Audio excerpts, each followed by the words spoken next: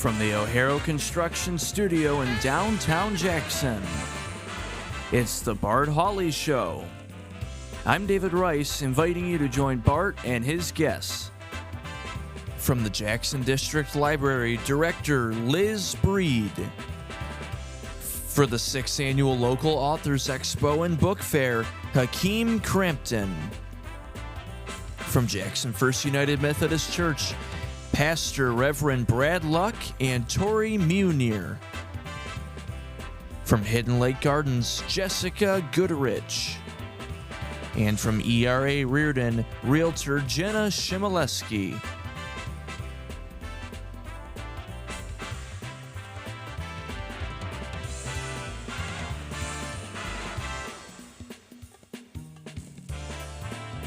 And now, here's Bart. Why, thank you very much, David Rice. Good afternoon, and welcome. Nice to have you with us today, the first Monday of the month of May. 63 degrees right now. Pretty nice day after a wet Sunday. And I know April showers bring me flowers, but those are May showers. They're still going to contribute to the beauty of May. We expect maybe another shower or two late today. I have 66 right now. No rain anywhere on radar in the state of Michigan. Showers and thunderstorms overnight tonight. A 60% chance, our overnight low 50. Tuesday, showers and thunderstorms again, and this is an unusual weather pattern that is actually coming up from the south and east and in a counterclockwise rotation and hanging over us for longer than the west-east systems typically do.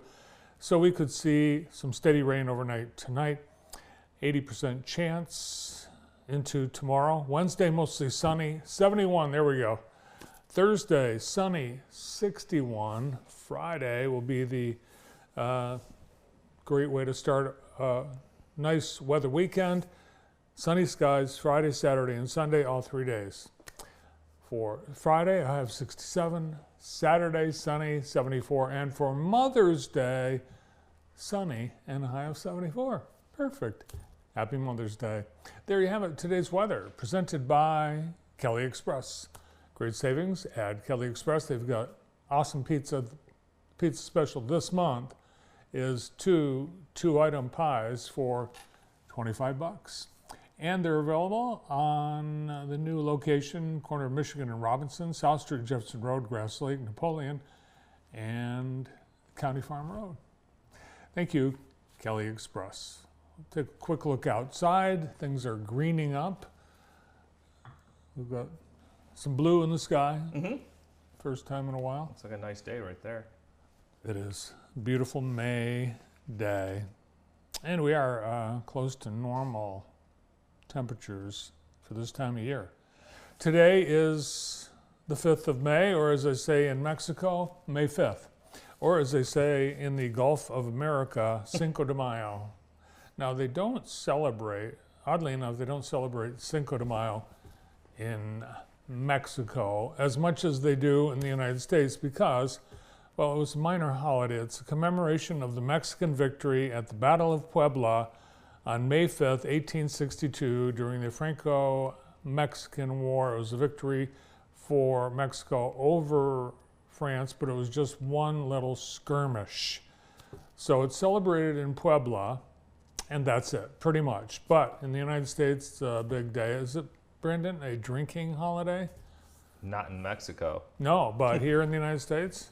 I believe so, yes. It is, yes. yes. People love to drink. People are drinking the We're drinking right now. margaritas. They're drinking the margaritas. And what's the Mexican beer?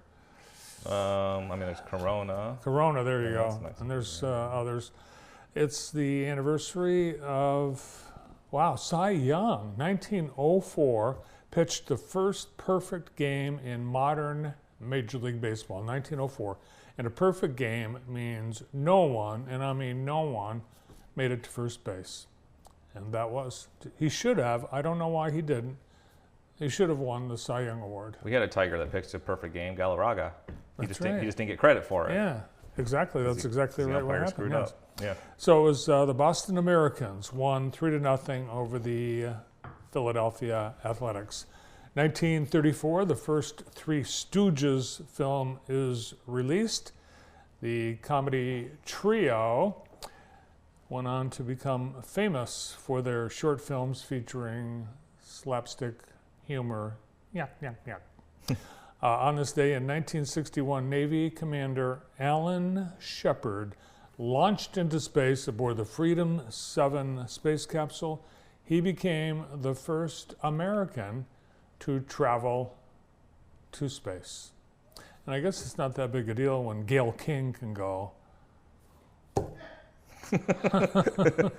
I guess not. Like,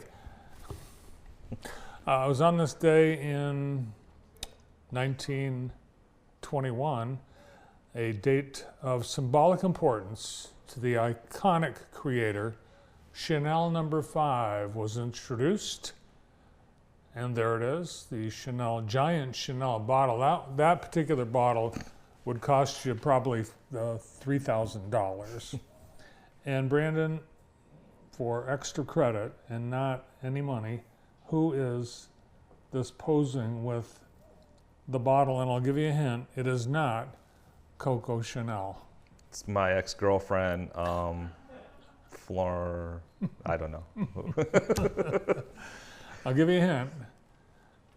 It was a campaign that Chanel did after the Barbie movie came out. Oh, I know who that girl. Yeah, I don't know her name, but I'll give you a hint. Her name is Margot Robbie. okay. Yeah. Yes. She looks like my ex-girlfriend. Though. Yes, she does look like your ex-girlfriend. Yeah. Remember the one that you brought to the... Yeah. Yeah. And it was on this day in 1978 in my hometown of Burlington, Vermont, the first Ben & Jerry's opened on the corner of Pearl and I think it was Champlain Avenue, downtown Burlington. Now that building behind this, it used to be an Esso gas station. That's where we got our gas. It was the Esso gas station. But behind it is the Desautel's real estate company. But that's not what was there just 2 years before. It was the New England Hospital Supply, where my dad was the general manager. No kidding. Yeah, Wow. right next door. Okay. Now, it's not admitted to on the Ben & Jerry's history or on their website, but actually it was 2 years before they opened that gas station that they parked a van in that lot and sold ice cream out of the van. Now, I think it wasn't approved by the health department, so they scrubbed it from their company history, but I have a memory of going down there to my dad's office and getting ice cream out of a van. I would never do that today.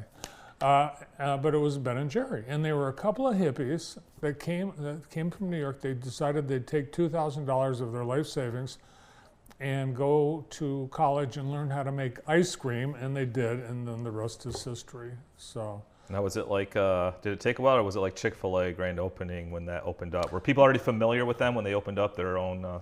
No, there was no.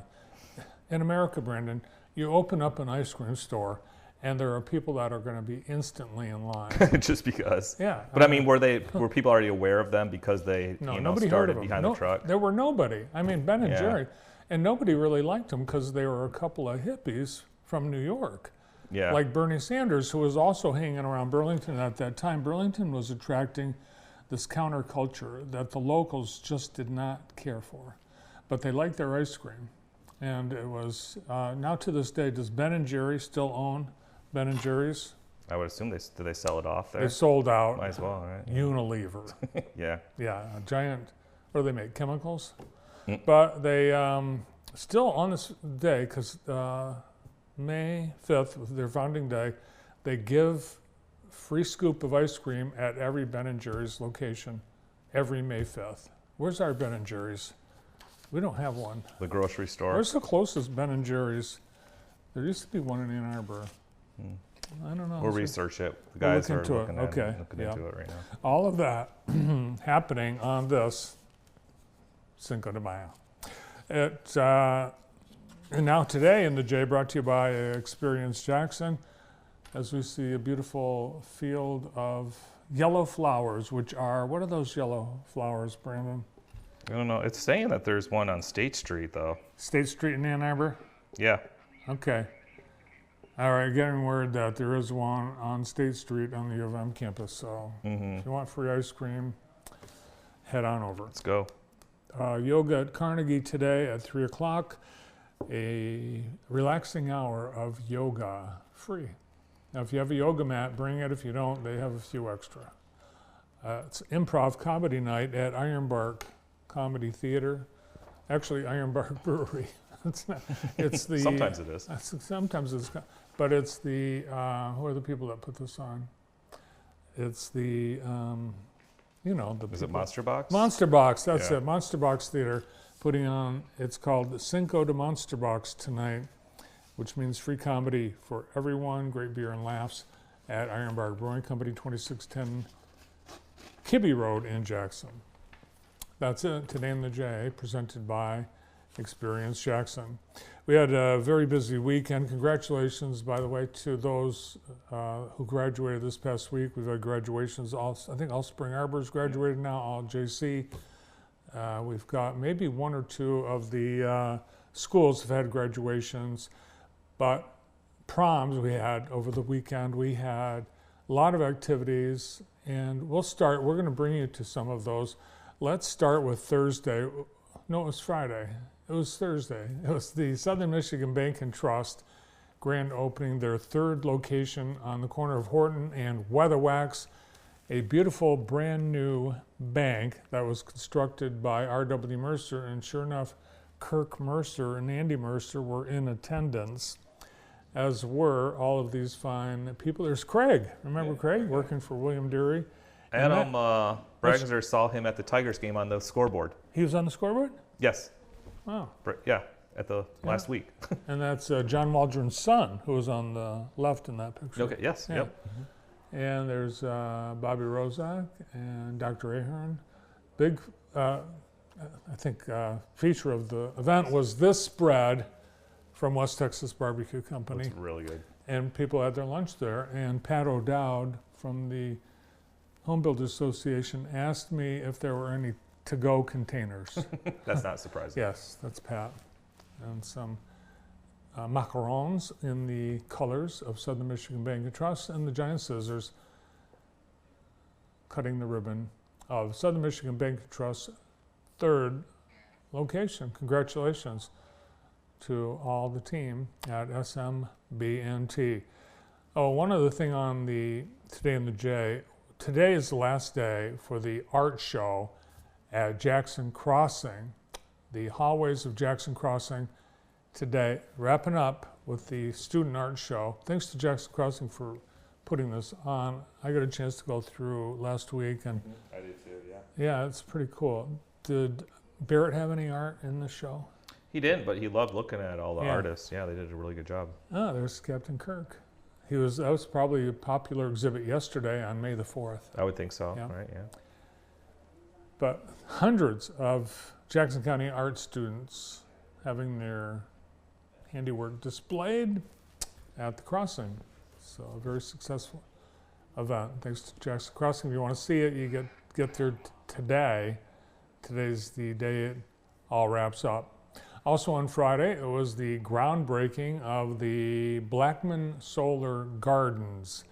Now they're calling it a garden, but it's not going to be like vegetables or fruit. It's going to be sun. Actually, they will be harvesting the sun to turn into electricity, 2.5 megawatts worth on 30 acres, and it will begin operations on December 1st of 2025. Wow, they've got that pinned down. It's pretty amazing. The team from Consumers Energy were joined by the folks from Kokosing. There's Greg Bruner. Kokosing, I hope I'm saying it right, is the company that's building this thing, and I believe they're out of Ohio or Indiana. But there are some of the dignitaries with the ceremonial groundbreaking David Hicks, members of the Chamber, Accelerate Jackson County, Consumers Energy, all in attendance. The new community solar facility being constructed on Blackman Road, just off County Farm Road. Also on Friday, it was the annual celebration of honors at Jackson College. Jackson College honors at the Dining Commons in Potter Center, honoring several folks for various recognitions, including, well, look, there's JTV's own Karen Hawley and Chief Advancement Officer Julie Hand from Jackson College, serving as Masters of Ceremony, along with Dan Phelan, Dr. Phelan, President of Jackson College.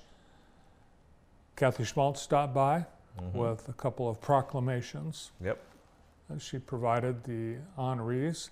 This is Kaylana Butler of the basketball team. She was presented with the George Potter Outstanding Student Award, and there she is with Heather Brown, her head coach. What a great season, great career she's had at Jackson College. Best wishes to Kaylana. She's considering several offers from four-year institutions. I know she's going to go on and play basketball and do fantastic, and she's been a great student.